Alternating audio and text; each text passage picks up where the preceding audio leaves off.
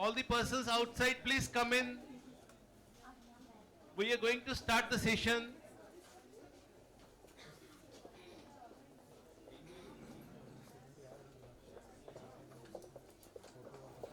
So, before sir will continue, let us have one more person. As a human being, he's a very sweet guy, very gentle, very calm to the core.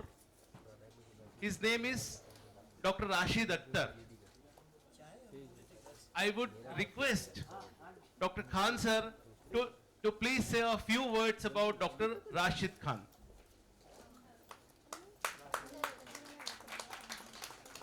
भाई राशिद के बारे में एक ही बात बोलना चाहते हैं, कितना अच्छा टीचर है, अच्छा प्रैक्टिशनर है,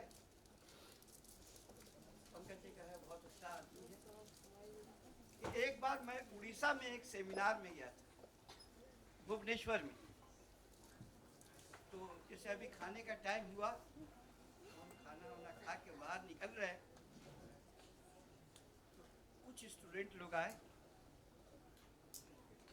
सब आके हमको घेर लिए। Sir sir sir sir sir क्या बात है, बताइए आप लोग कहाँ से आए? हम लोग बैक्सन से आए। अच्छा, और डॉक्टर राशिद सर ने हमको भेजा है आपके पास आपसे मिलने के लिए। बहुत अच्छा लगा आपसे मिलके, लेकिन मेरे राशिद सर का जवाब नहीं। वाह वाह वाह, मेरा जी खुश हो गया। हमने कहा कि आपको राशिद सर मुबारक हो, आप लोग अच्छा से पढ़ाई लिखाई कीजिए। एक राशिद ये, दूसरा राशिद, हम आपके बैक्सन में एमडी का क्लास लेने गए, एग्जाम लेने गए थे। तो एग्जामिनेशन में मोस्टली हम चुप रहते हैं, क्या पूछेंगे, जब मैंने पढ़ाया नहीं तो हम क्या पूछेंगे। तो लोग जो एक दो का जवाब, और जो मैंने पेपर चेक किया, मेरा खोपड़ी घूम गया। ये स्टैंडर्ड है लोग का। फिर हम ओरल में गए, बेड साइड में पूछना शुरू किया। हम लोग कहीं ऐसे उल्टा पुल्टा लिख दिया होगा तो, लेकिन देख के कंफर्म मैंने किया, just they are really learn nice, perfect.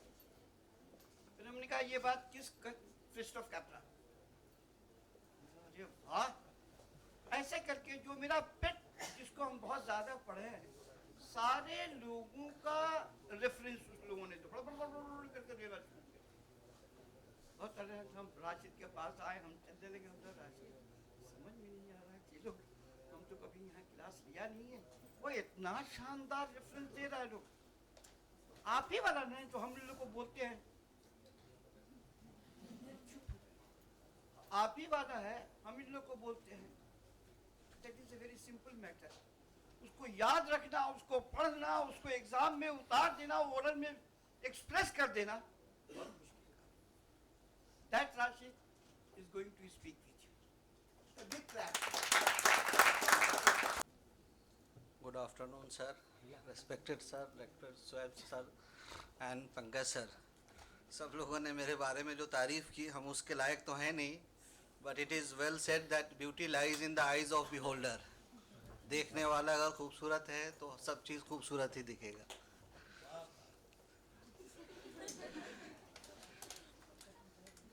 दूसरी बात, सर ने जो कहा इन चीज़ों के बारे में, एक्चुअली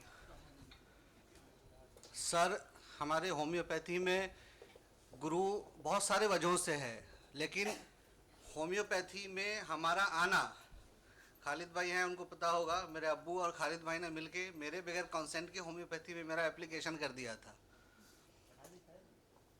और मेरा एडमिशन हो गया। लेकिन हम उस वक्त MBBS हमारे दिमाग पे चढ़ा हुआ था, और 96 जनवरी में रेनबो सेमिनार होता था DND कॉलेज से।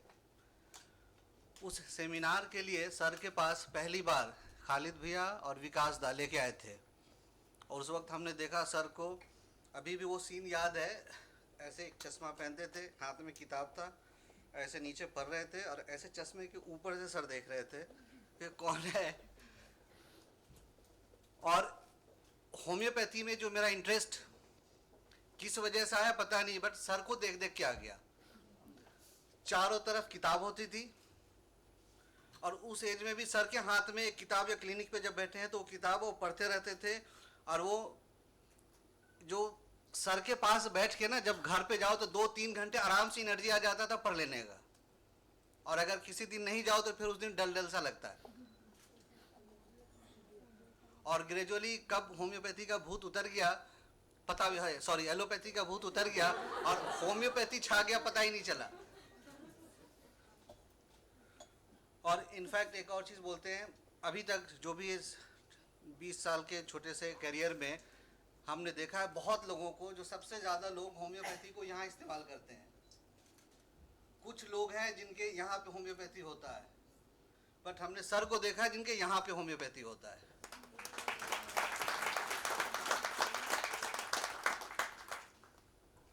और आज का जो मेरा टॉपिक है, इसको इस छोटे से सेशन में बहुत जस्टिफाई तो नहीं कर सकते, क्योंकि होम्योपैथी में अभी जैसे हमने कहा जो भी हमने सीखा है वो सर से ही सीखा है, और इस सदियों को लम्हों में एक्सप्रेस तो नहीं कर सकते पूरा, बट कुछ पार्ट वहाँ से हम आपको एक्सप्रेस करेंगे प्रैक्टिकल इम्पोर्टेंस के अकॉर्डिंग, और उस जर्नी को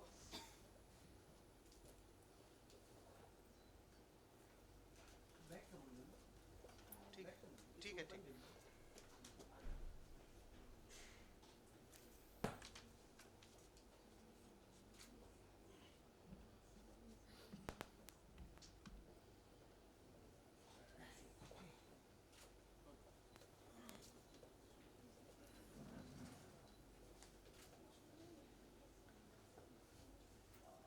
सक्सेस ऑफ स्टॉलवर्ड्स हम सभी ने सुना और सभी देखते हैं, और उसका फायदा भी होता है, but those success of stalwarts, making of stalwarts कैसे है, उसके बगैर हमारा use of the tips of the success अधूरा रहेगा। अक्सर छोटे उम्र में ब्रूसली का फिल्म देखने के बाद 3 घंटे 1.5 घंटे के बाद जब बाहर निकलते हैं ना, सबको लगता है हम ब्रूसली हो गए हैं, और एक बार ऐसे दीवार में हाथ मारा, चोट लगा, फिर याद आया अच्छा ये तो हम ही हैं। तो उसी तरह सेमिनार में या सर से यहाँ पे हमने बहुत अच्छे अच्छे केस देख लिया, सुन लिया, 2 मिनट में सबको लगता है कि हम तो बन गए डॉक्टर एल एम खान, हम खुद बन गए। लेकिन डॉक्टर एल एम खान एक ही है, दूसरा नहीं बन सकता। हाँ, उनके बनने से, उनके कदमों के निशान के ऊपर चलने से बहुत कुछ हम अचीव कर सकते हैं। अब हमने देखो जो सर के बारे में जाना, शुरू में एक 8 बाई 8 के कमरे में एक लैंप और एक टेबल फैन के साथ 10 घंटे लगातार पढ़ना, और बरसों, अभी तक हम में से कितने ने किया है? और अगर ये नहीं करेंगे तो हम doctor L M Khan sir के शैडो के नीचे भी नहीं आ सकते। ये हार्ड लेबर जो आपको खुद को तैयार करना होगा, जब आप उस हार्ड लेबर को तैयार करेंगे, जब उस हार्ड लेबर को आप करेंगे, फॉलो करेंगे, then it is truly to be said that I am following, or I am loving, or I am following the footstep of Dr. L.M. Khan, or whatever stalwarts you want to love. So basically you have to follow the footstep of those stalwarts.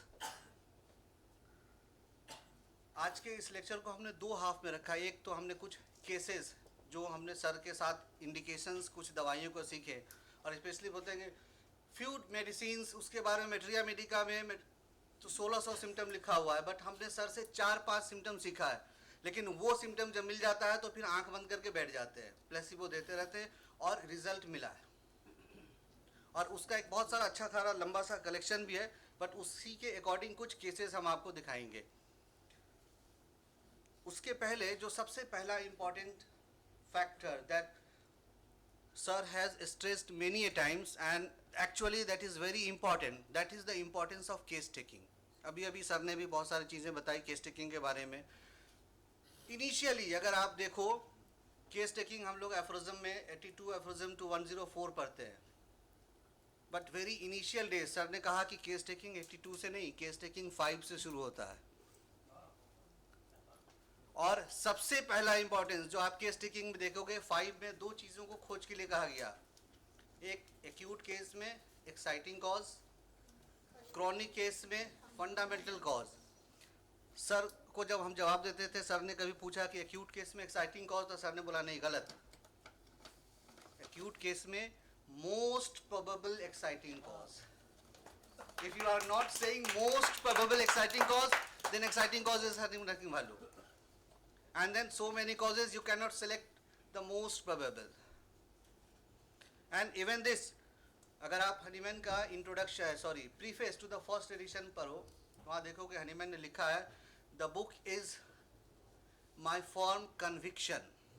It is not a book of theory, it is not book of hypothesis, it is a book of conviction. Or in this book of conviction, in 2 places Hahnemann has written and emphasized the word probability. And so there must be importance of those probability. First place is your aphorism number 5, most probable exciting cause. And next place is your aphorism number 28-29 regarding modus operandi. So most probable exciting cause in case of acute, आप अगर 5 number aphorism हो, किताब तो I think आप नए ली हो, उसमें देखोगे इनिशिएशन लिखा हुआ है, useful to the physician in assisting him to cure is the particulars of most probable exciting cause in acute diseases and the most significant point in the whole history of a chronic disease to find out the fundamental cause. And this very first aphorism is itself enough to emphasize the importance of history, and past family history and etc.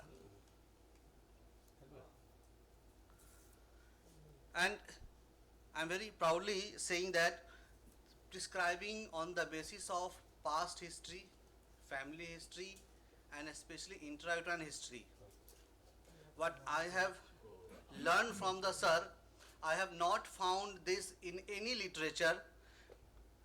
Very shortly written in Dr. Fobister's book regarding intrauterine and past history, but even your materia medica is lacking, even your repertory is lacking in those areas, but the indication and the area that I have learned from sir regarding this area is very important for me to prescribe even in chronic cases, even in pediatric cases also, and so the importance of family history, past history and intrauterine life.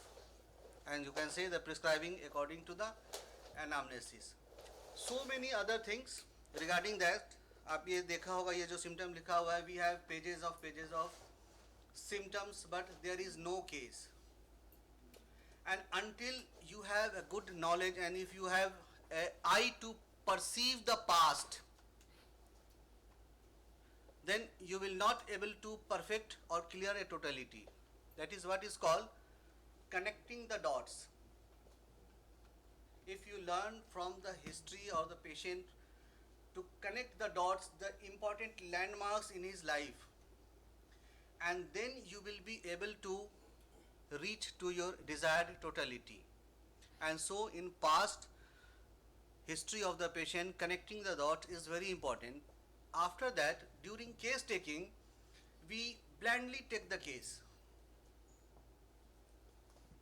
Aphorism number 5, then after aphorism number 6 should be remembered, that is, we have to take nothing except the changes in the state of the health of the body and mind. That demarcation we must take care during our case taking. And again, one aphorism that is not in the parameter of your case taking, that is aphorism number 153. If we are not considering this aphorism during our case taking, then again our case taking will be somehow bland. हमारे यहाँ बंगाल में एक tradition है story telling का. अक्सर दुर्गा पूजा में लोग story telling करते हैं. अगर टीवी आप देखते हो तो 92 पे एक स्टोरी टेलर आता है. कभी आपने उसके कहानी को सुना है, उस एपिसोड को, या कभी? और what is the importance of story telling? अगर वो एक बार बैठ के और एक साथ बिल्कुल एक टोन में पूरी कहानी कहता चला जाए, रटता चला जाए, एक टोन में अगर वो आपको बोलता चला जाए, then how much interesting that story will be for you. But वही स्टोरी टेलिंग, अच्छा स्टोरी टेलिंग का क्वालिटी क्या है कि कौन से वर्ड में कौन सी फीलिंग्स को एक्सप्रेस करना है, अगर वो कर पाया then it is a good story teller. जब तक वो अपने शब्दों में आपको घुमाने के लिए आपके नजर को कहीं और ना ले जाए, इमेजिनेशन में आपके उस फील्ड पे ना ले जाए, तब तक वो अच्छा स्टोरी टेलिंग नहीं हो सकता। और उसके लिए मोनोटोनस स्पीच नहीं चाहिए। सिमिलरली आप अगर केस टेकिंग करते हो और उस केस टेकिंग में अगर एक रिफ्लेक्शन ऑफ डायरेक्ट पिक्चर नहीं आया तो केस टेकिंग बेकार है, मोनोटोनस। सो केस टेकिंग के अंदर एफरिज्म नंबर 153 का utilisation for sketching the reflection of the totality, sketching the reflection of the drug that should be there। और उसके लिए हमको उस केस टेकिंग के लिए जो कुछ वर्ड्स दिखे, जैसे एक वर्ड है स्ट्राइकिंग। अभी भी याद है कोलू टोला चेंबर में हम लोग बैठ के सर के साथ वो पढ़ रहे थे, तो सर ने बताया था कि स्ट्राइकिंग का मतलब क्या होता है। अब स्ट्राइकिंग का मतलब पढ़ तो लिया हम लोगों ने, क्लिनिक में क्या मतलब है इसका स्ट्राइकिंग का। तो सर ने कहा कि इसका जर्मन वर्ड होता है आउ फॉलेन, मतलब वो जो तुम पे गिर जाए, अगर तुमको निकालना पड़ रहा है तो वो स्ट्राइकिंग नहीं है। तुम बैठे हो और तुम्हारे इंटेंशन अनइंटेंशनली तुम पे आ जाए, चाहो चाहे ना चाहो आ जाए, and that striking symptom is what. अगर आप पेशेंट में देखोगे, हम जनरली ज़्यादातर केसेस में इस स्ट्राइकिंग को यूटिलाइज कहाँ करते हैं, देख तो लिया पढ़ तो लिया, यूटिलाइजेशन कहाँ करेगा, कौन कौन सा सिम्टम है, पेशेंट आके आपके ऊपर फेंकेगा तो है नहीं। Actually this striking has in it depth one that is called the intensity of the symptom. If the patient has intensified the symptom, then it will automatically fall on you, or patient will first of all describe this symptom in the form of intensity to you.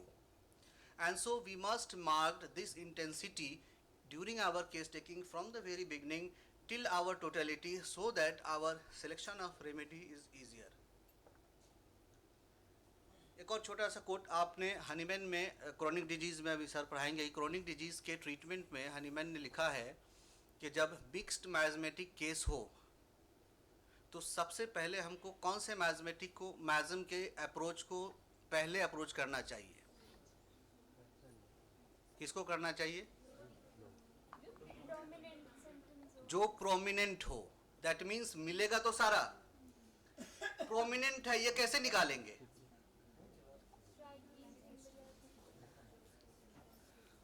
तो दो prominent है, सही है, ये निकालेंगे कैसे? अगर हमने ब्लैंड केस टेकिंग लेकर रखा है तो प्रोमिनेंट हमारे लिए मिलेगा कहाँ से? जस्ट इसी छोटी सी बात को समझाने के लिए हमने पहले अभी 2-3 स्लाइड आपको दिखा रहे हैं। एक आर्बिट्रेरी केस है, just try to understand it. इस टोटलिटी को देखिए,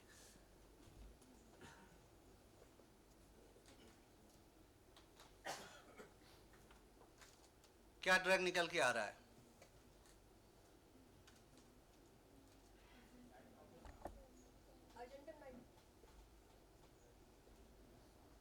चलिए कुछ भी आप सोच के रखिएगा। अब आइए, ये टोटलिटी, वही सेम सिम्टम्स है, यहां इंटेंसिटी मेंशन्ड है, कैलकेरिया कार्ब नहीं लग रहा, यही सेम सिम्टम्स है, सिर्फ इंटेंसिटी ऑफ सिम्टम चेंज हो गया। अब आप वही सारा symptom, intensity shows towards lycopodium, वही सेम पिक्चर है, इंटेंसिटी चेंज।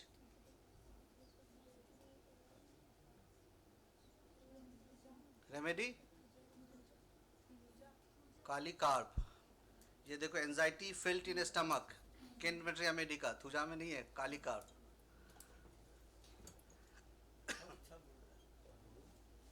नेक्स्ट, जरूरी नहीं कि हर चीज हमको मेंटल पे ही मिले, जरूरी नहीं कि फिजिकल जनरल पे भी मिले। एक और चीज़ है, हमने इवेल्युएशन ऑफ सिम्टम जब हम करते हैं इन आवर प्रैक्टिस, तो we have a practice of doing mental, physical general, then particular. ये कास्टवाद सिम्टम है, that is a racism. Mental है, इसका मतलब ऊपर ही बैठेगा जरूरी नहीं है, हनीमैन ने ऐसा नहीं रखा है। हनीमैन ने एफोरिज्म नंबर 153 दिया, जो इसको क्वालिटी को जस्टिफाई करेगा वो ऊपर रहेगा. सो इवन अवर टोटलिटी हम ऑलवेज मेंटल को ही पहले रखेंगे, इट इज़ नॉट नेसेसरी. और इसका मतलब ये भी नहीं है कि हनीमैन ने मेंटल सिम्टम को इंपॉर्टेंस नहीं दिया है. 213 का फुट नोट, सो उसको भी दिया है, but he emphasize on the quality, that is that what he mentioned in aphorism number 153.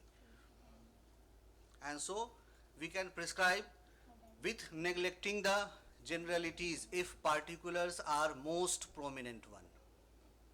So by these slides I just try to emphasize the importance of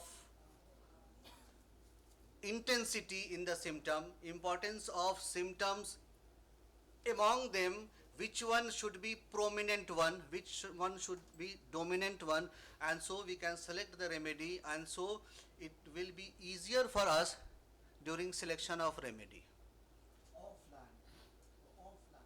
Aufallen, yes sir. ये Aufallen हमने सुना था sir से, I think 1997 में, और वो अभी भी वो क्लास, वो सर का वैसे चश्मे से ऊपर देखना, वो हमारे लिए अभी भी रिफ्लेक्शन में बैठा हुआ है. सो विद दिस कुछ केसेस है, ये केसेस है मेट्रोमेनोरेजिया का. मेनार्की के बाद कुछ टाइम तक पीरियड ठीक चला था. हम बहुत डिटेल्स में नहीं जाएंगे, शॉर्ट में आपको बताएंगे, बिकॉज इसके बाद सर का सुनना है, तो जो मेन प्रिस्क्राइबिंग पॉइंट है वहाँ पे ले जाएंगे. और उसके बाद पिछले 2 साल से सी हैड कॉन्टीन्यूअस ब्लीडिंग. जब तक वो एलोपैथिक कुछ दवाई खाती थी 10-15 दिन रुक जा रहा था, उसके बाद से फिर अगेन कॉन्टीन्यूअस ब्लीडिंग. और इस केस को मेरी एक पीजी स्टूडेंट है जो नोएडा में, वो देख रही थी. उसके बाद वो उससे जब नहीं हुआ तो शी कंसल्टेड मी, और वो केस लेके फिर मेरे पास आई. These are the case takings. After this case taking, this is the totality of symptom that I have made from that case. Any suggestion of remedy?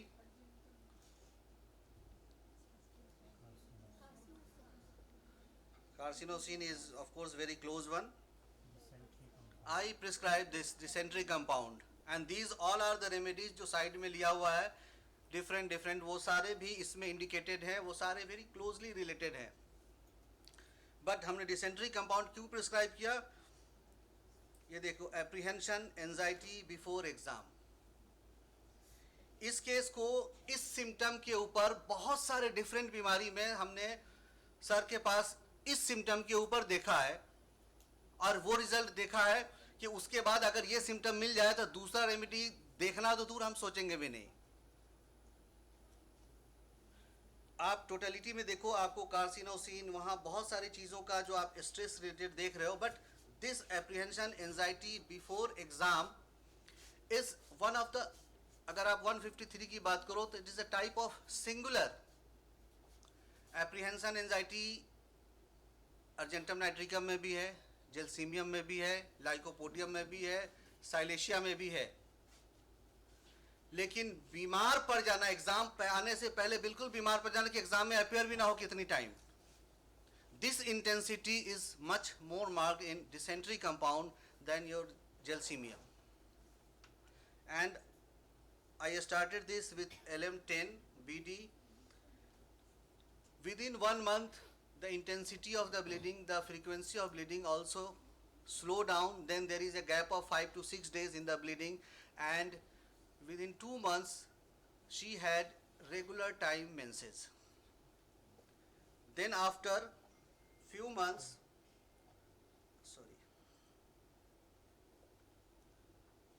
these are the reports, I will not waste time for showing this.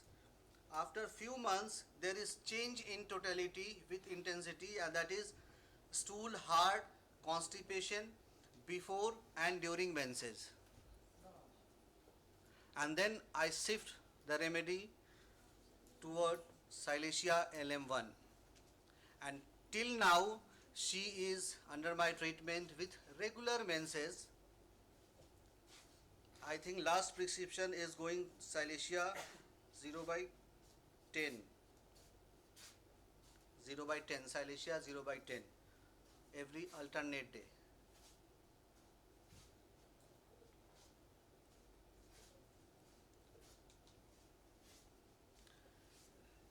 This is a case of allergic urticaria. Urticaria especially all the joints, sweat से aggravation था, कोई भी खट्टा चीज़ खा लेने से उसको aggravation था, और ये urticaria उसको पिछले 25 साल से था.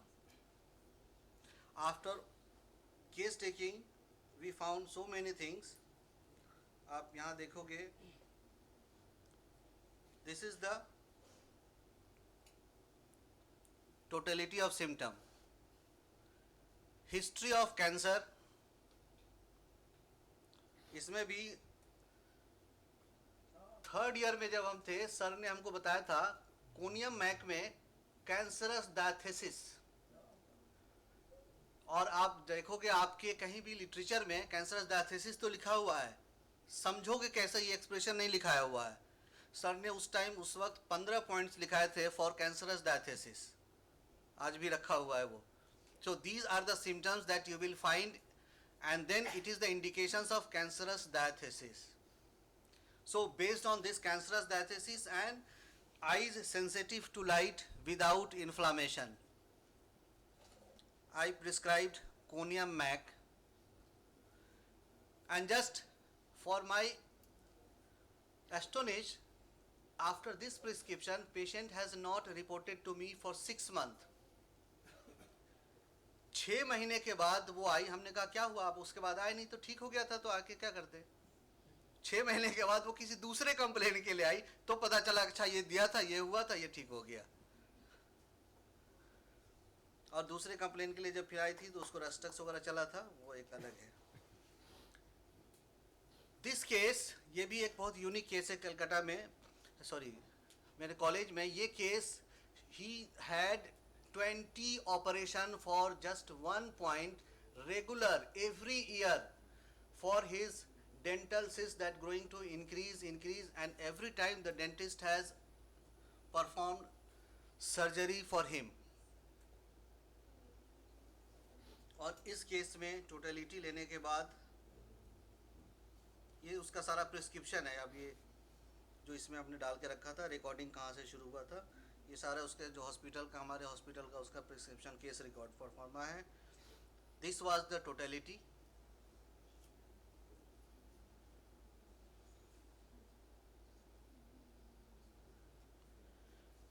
ढाई साल से ऊपर हो गया है, अभी तक उसको कोई रिलैप्स नहीं हुआ है और कोई कंप्लेन नहीं है, और इस 2.5 साल में सिर्फ 2 बार प्रिस्क्रिप्शन गया है.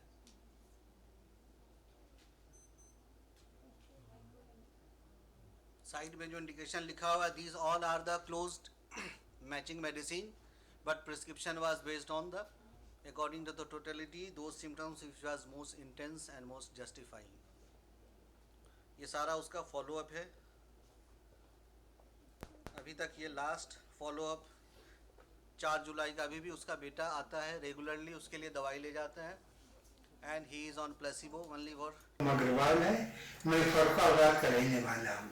ये उसका मैं ये है, पेशेंट ने अपना एक फॉलोअप, एक कर्टेसी भेजा था. 2-3 पेशेंट का है, बट अब वो सुन के आप चाहोगे, टाइम नहीं है, बट उसके पहले हम सर को सुने, इसलिए ये कर्टेसी सुनाएंगे नहीं आपको. उसने पेशेंट ने क्या क्या था, 20 साल की सर्जरी, 20 बार सर्जरी हो चुका था, और ये उसने तो खुश होकर उसने अपना वो क्लिप भेजा था खुद से. This is a case of again Meniere's disease. कहते हैं ये ठीक नहीं होगा. चंडीगढ़ हॉस्पिटल से patient was refuse to treat because बोला कि अब इसके साथ ही आपको रहना पड़ेगा, और आपका कंप्लेन जो है आपके साथ रहेगा, वो नहीं ठीक होने वाला. Again these are the records. इस रिकॉर्ड में दिखाएंगे, एक जगह हमने ये उसका सारा हिस्ट्री है, उसका पेपर्स भी है सारा. इंटर्न्स ने केस टेकिंग किया था, और पेशेंट सबसे ज़्यादा वर्टिगो लेके बहुत परेशान था. हमने कोनियम मैक प्रिस्क्राइब कर दिया, रिजल्ट नीचे लिखा हुआ है. There is no substitute for good case taking. And then after case taking, this was the symptom, and then this was the medicine.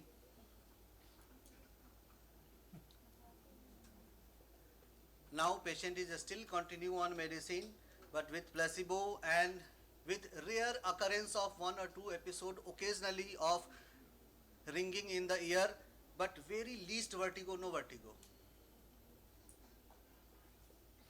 These all are the follow-ups. Last अभी उसको sulphur पे shift हुआ है after shifting of the symptoms. This is a case of ITP. She is the wife of one military person in Hisar. और इस case को भी जो क्लिनिक पे है मेरे, उसने देखा होगा जब फर्स्ट टाइम वो पेशेंट आया था मेरे पास, बिकॉज इसके पहले हर साल उसको ब्लड ट्रांसफ्यूशन कराना पड़ता था, and that time when patient reported to me, उस वक्त उसका प्लेटलेट काउंट 20,000 था, and she was about to admit for transfusion.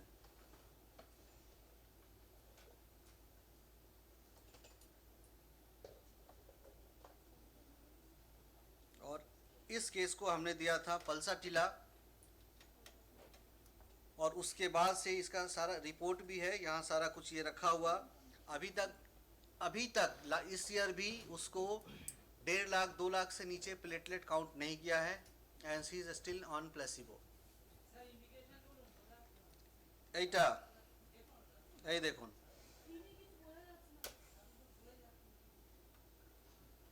Mentally very fearful when alone.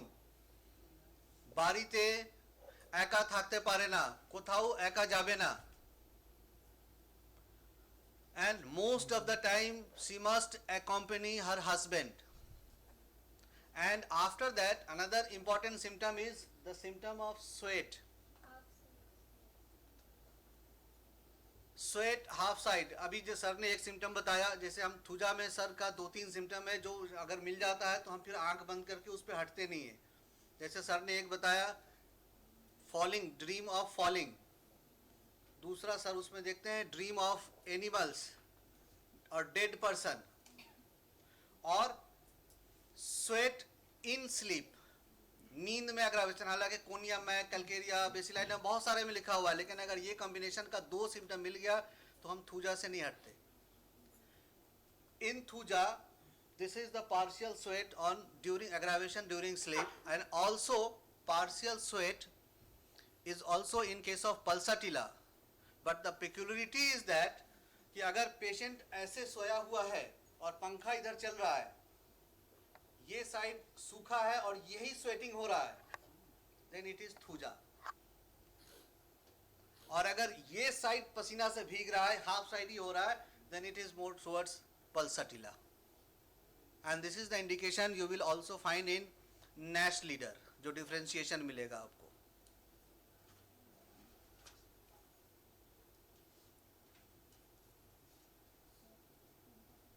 ये उसका लेटेस्ट रिपोर्ट है, अभी जो सबसे लास्ट ईयर अभी भी रिपीट नहीं हुआ है, 1.4 lakh platelet count. This is a case of chronic renal failure. Chronic renal failure का बहुत सारा केस अभी वहाँ पे मिल रहा है. एज अभी लास्ट में भी सर ने डिस्कस किया कि ऐसे एडवांस्ड पैथोलॉजिकल केसेस में we can not promise our patient that you will be cured. Only we can promise to the patient is to improve the quality of life, or we will restrict the rate of deterioration of their pathology. And even if हमने cases में अभी बहुत सारे cases हैं, हम यहाँ पे 2-3 डाला है kidney failure के लिए. Even when patient comes to us, especially homeopathy, when doctor advise them कि now go for dialysis, before that वो वहाँ पे अपना हाथ पैर चला रहे होते हैं. जब क्रिएटिनिन लेवल 9-10 क्रॉस कर जाता है, डायलिसिस एडवाइस कर दिया, तो उस डर से फिर वो दूसरा रास्ता खोजते हैं, और उसके बाद वो होम्योपैथी में आ रहे हैं. फिर यहाँ बंगाल में अक्सर कहावत सुना भी होगा, जान नहीं कोनो गति से करो homoeopathy. Same thing they follow us there also. And even at that time most of the patients are even with the creatinine level of 9+, they are being restricted to that, and dialysis is delayed even more than 2, 3 and 4 years. With many a times with slight reduction in creatinine level, but dialysis was prevented, that further increase in the creatinine level was stopped. These are the reports. This is the totality that I prescribed for this patient. In this case, selection of remedy was somehow difficult for me to justify, because cannot tolerate injustice. This is one of the most marked symptom of causticum. But other features of causticum was not present in the patient. So I was not ready to prescribe causticum. So I try repertorization in this case. Although rarely शायद 100 या 200 में कोई एक case को भी after prescription हम रेपेट्राइज करके देखते हैं कि ठीक था या नहीं था, या कुछ और दवाई बाद में पढ़ना हो तो उसके लेके पढ़ लेते हैं. But usually I don't know it is right और रॉन्ग, बट रेपेट्राइजेशन नहीं करते क्लिनिक पे ज़्यादातर. So after giving 1 dose of typhoidinum followed by clavatum, ये 1 dose, जो 2 dose ऑफ टाइफाइडिनम दिया गया. This is again the learning from the sir, जो पास्ट हिस्ट्री में बहुत इंपॉर्टेंट. सर कहते हैं कि जब फ्लाइट लैंड कराना हो, सर का लैंग्वेज है, तो रनवे स्मूथ होना चाहिए, और उस रनवे पे अगर कुछ पत्थर है तो पहले उसको हटा लो और फिर लैंडिंग कराओ. So that is removing the obstacle of your aphorism number 3 and some mathematic obstacle, और जो केस को स्मूथ करने से रोक रहा है. And then prescribing this and with very satisfactory result. आपको देखोगे ये 8 के क्रॉस था creatinine, and the last report is creatinine level is still 6. ये क्रिएटिनिन लेवल इज 6, बीच वाला देखो आप. और जब मेरे पास आई थी तब उसको एडवाइस हो चुका था for dialysis. So instead of going up, patients pathological reports is also better, and patient as a whole is also better.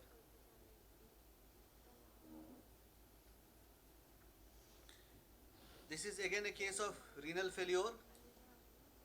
इस केस में देखना, patient when patient came to us in hospital, she was already on dialysis twice a week. After, even with dialysis, she had so many other complaints, and vitally she was very much dull and depressed, and always about just praying for their last कि अब मर जाए वो ज़्यादा अच्छा है उसके लिए. After this totality, इस पेशेंट को 2016 से देखना शुरू किया था. 52, मोर देन 52, अब तो उससे भी ज़्यादा हो गया, मोर देन 52 फॉलोअप्स उसके आ चुके हैं. 2 डायलिसिस चल रहा था, वो अभी तक वही है उसका. But all the other quality of life has drastically change in the patient. और हमारे क्लास कॉलेज का या जो भी आया है, जो भी IPD में जाता है, they all are witness of that patient.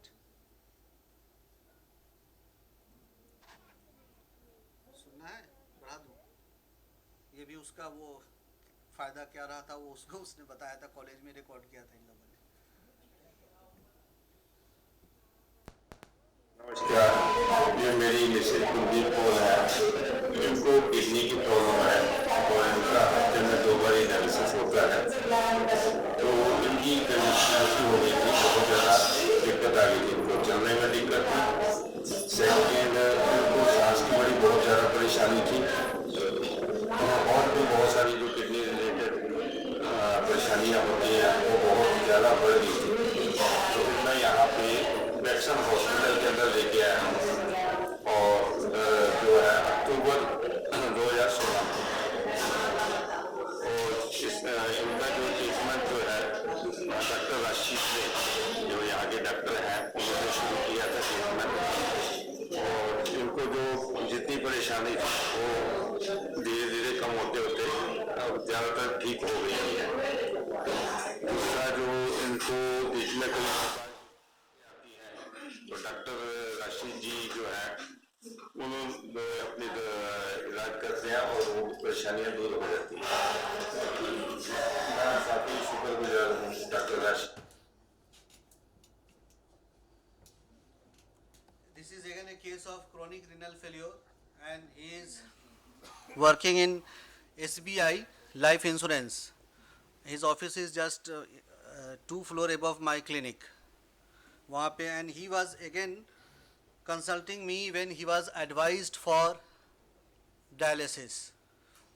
इस केस में टोटलिटी में देखना, ये तो सारा उसका फॉलोअप है. I prescribed him first Rustux 12. इस केस में केस हुआ था कि सबसे पहले उस पेशेंट को एक डीप एब्सेस हुआ था थाई पे, और उस एब्सेस के लिए पेशेंट सबसे पहले अपना पेन किलर खाता गया दर्द कम करने के लिए. पेन किलर से जब उसका काम नहीं बना तब वो डॉक्टर के पास एडमिट हुआ. वहाँ पे उसको निकला कि एब्सेस है. एब्सेस का जांच हुआ तो वो फिर ट्यूबरकुलर निकला. उसके लिए 9 महीने उसके ट्यूबरकुलोसिस की दवाई चली. उस ट्यूबरकुलोसिस की दवाई के दौरान उसका severe vomiting, diarrhoea and other complaints started, and then he was thoroughly examined, and during that investigation it was found that kidney is not working properly, और उसका already less than 35% glomerular filtration rate है. और उसके बाद उसको फिर kidney के दवाई के लिए वहाँ पे रेफ़र कर दिया गया था. वो किडनी की दवाई खा रहा था डॉक्टर नेफ्रोलॉजिस्ट से. After ATT completing the ATT, वहाँ से भी बढ़ते बढ़ते जब उसका क्रिएटिनिन लेवल 8 के पास आ गया, 8-9 के पास, डायलिसिस के लिए एडवाइस किया गया. Then he consulted me. I prescribed Rustux 12. अब ये भी इंडिकेशन सर हमने सिर्फ सर के यहाँ ही देखा है, सीखा है, और इसका अभी तक कहीं लिटरेचर में कोई रेफरेंस भी नहीं मिलेगा. और most of the time after antibiotics और pain killer, if you have any complaint in your kidney, this will initially must relieve the complaint, and this indication after few relief, then the patient was again having the aggravation of the complaint. Then after totality, I prescribed sulfur 0/1 till it was continued for sulfur 0/15. Last में एक बार Calcarea हाइपोफॉस 1/611 दिया गया था. इसको हमने दिया था, एक चांस था उस वजह से क्योंकि आप नैश लीडर में पढ़ोगे, specially with internal pus formation और कंप्लेन का रिस्ट्रिक्शंस अगर हो जाए, इम्प्रूवमेंट ना हो, तो उस काउंटर करने के लिए calcarea hypophos as indicated by the Nash. And this patient is still not on dialysis. His creatinine level is still, you can see here, 7, and it was started from more than 9 and it is now on 7, और अभी भी यहीं पे रुका हुआ है, and patient need not go to for dialysis.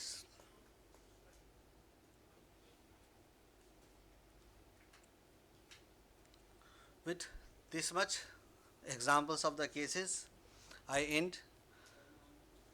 Learning and knowledge what I learned from sir is so much that एक बार का याद है, हम लोग अक्सर जब नया किताब लेके आते थे तो उस किताब के ऊपर सर से हमेशा ऑटोग्राफ लेते हैं, और उस ऑटोग्राफ में सर ने एक बार लिखा था, जिस किताब को आज भी हम अलग से उसको लगा के रखा है, कि तमाम उम्र का इतना ही गोशवारा है, तुम्हें निकाल कर देखा तो सब खसारा है.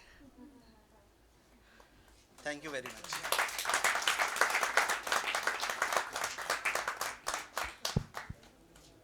Thank you very much, Dr. Rashid, for sharing such wonderful cases and such very understanding of the prescribing from the sir and implementation of all those things in your practice. Thank you so much, Dr. Rashid. So, I wish एक बड़ी अच्छी बात doctor Rashid के बारे में याद आ गई. इन्होंने किताब की बात करी. आप लोगों को इनका अगर कोई किताब चाहिए, किस पब्लिशर से मिलेगी, कहाँ से मिलेगी, ये किताब के मामले में इनसे सारी जानकारी मिल सकती है. किताब के मामले में कोई बात हुई शुरू में मेरी, जब इनसे मुलाकात हुई तो बात हुई कुछ वो मैन द अननोन किताब के बारे में. वो आए दिल्ली तो किताब ही ले आए मेरे लिए, लीजिए आपके लिए किताब ही ले आए. तो किताब के मामले में आप बीजन पब्लिशर्स के पास चले जाइए, आप इंडियन बुक्स पब्लिशर के पास चले जाइए. मेरे ख्याल 2-4 किताब उनकी आपकी ऑर्डर लाइन में लगे रहती है कि ये किताब जरा फला जगह से मंगवा देना. इतना खोजबीन के निकाल के रखते हैं। तो ये बड़े रेडी रेफरेंस है हम लोगों के लिए। कोई किताब के बारे में पूछना हो, नई किताब कौन सी पढ़ रहे हैं, तो डॉक्टर आशित को फोन कर लो। Thank you so much doctor Ashit, thank you so much. एक good round of applause for doctor आशित।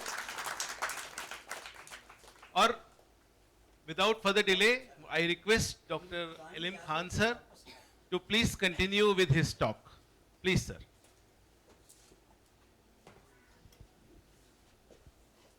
यहीं बैठ के बोलो। जी सर, बैठ के बोलिए, वही मैं कह रहा था, खड़े खड़े थक जाते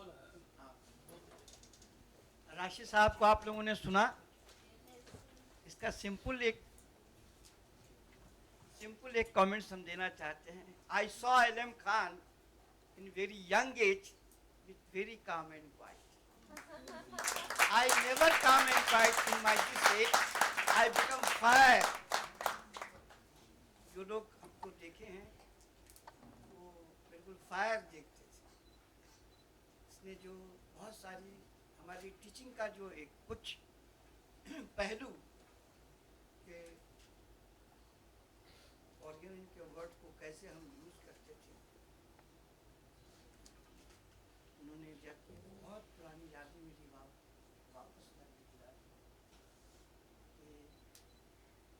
अभी कोई भी आदमी सोचेगा तो यकीन भी नहीं करेगा मेरी टीचिंग का इंटेंसिटी, एक वर्ड का एक्सप्लेनेशन, एक वर्ड, ये इंटेंसिटी की बात कोई भी आज तक रेफरेंस में नहीं दिखा पाता है, मुंह से बोलता है।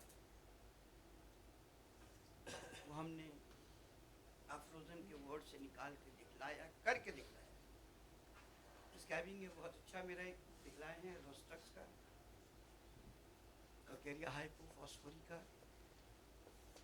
ये मेरा बहुत अच्छा यूज होता है जहाँ बहुत फर्स्ट फॉर्मेशन, इंतहा फर्स्ट फॉर्म, और कुछ पता नहीं कैसे ठीक। ये नैश से हम लोगों ने सीखा है, इन्होंने भी नैश को देख के प्रिस्क्राइब किया, बहुत अच्छा है। आप लोग ये जो केस सुने हैं उसको दिमाग में रखिए। हम उम्मीद रखते हैं कि फ्यूचर में हम डॉक्टर राशिद को फिर एक बार बुलाएंगे, और इसलिए बुलाएंगे कि थोड़ा ऑर्गेनिन को ये आप लोग के सामने डिस्कस कर सकें, बता सकें ऑर्गेनिन के बारे में, ऑर्गेनिन के बारे में बता सकें। ऑर्गेनिन जो इन्होंने समझा है वो ये समझा सके आप लोग को, क्योंकि बगैर ऑर्गेनिन कोई भी अच्छी चीज़, कोई भी अच्छा प्रिस्क्रिप्शन थॉट्स नहीं ला सकेगा। और ये जिस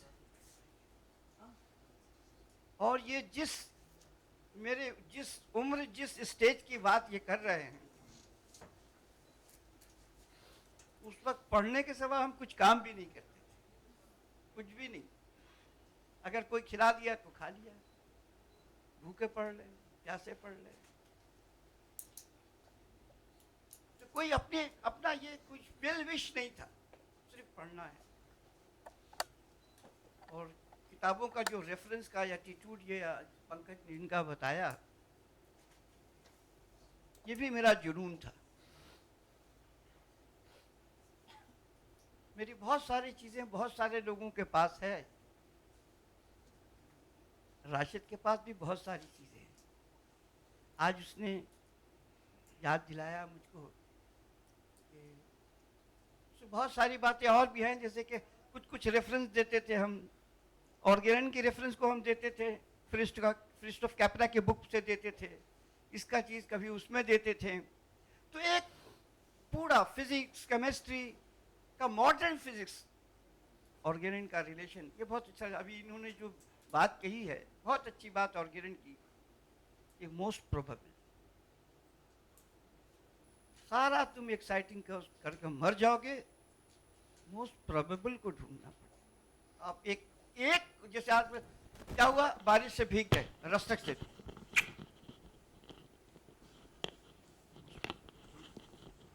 रस्तक जैसे और भी हो सकते, इसके लिए हमको कहीं मॉडलिटी देखते हैं। इसलिए बहुत जगह बहुत लोगों से मेरा आर्गुमेंट होता है, what is the importance of the cause. Importance of cause सिर्फ इतना सा है कि अगर कॉज तुम्हारे पहुंच तक है, तुम छू सकते हो, उस कॉज को हटा दें, हाथ से हटा दें, पाँव से हटा दें। लेकिन वो कॉज जो सिर्फ आपको होम्योपैथिक फिलॉसफी में मिलेगी, आप छू नहीं सकते हो, हटा नहीं सकते हो, ऐसे कॉज के लिए आपको उसमें मोस्ट प्रोबेबल कॉज एक ढूंढ के एक्यूट की प्रिस्क्राइबिंग करनी है। तो हम लोग पढ़ाते वक्त ये भूल जाते हैं कि कॉज दो तरह के, एक डायनामिक, एक जिसको आप टच कर सकते हो, छू सकते हो। छूने वाले कॉज के लिए कभी भी ट्रीटमेंट मत करना, अगर करते हो you are against the philosophy of homoeopathy. ये बहुत अच्छी अच्छी बातें आज इनको भी बहुत सारी बातें याद पड़ गई। तो हम रिक्वेस्ट करेंगे कि इन फ्यूचर थोड़ा ऑर्गेनिन का इस तरह का भी आप लोग के साथ डिस्कशन हो जाए। I think Rashi justified to teach ऑर्गेनिन एंड बहुत simple method. Thank you doctor Ashish sahab, आपने बड़ी यादें वापस करवा दी।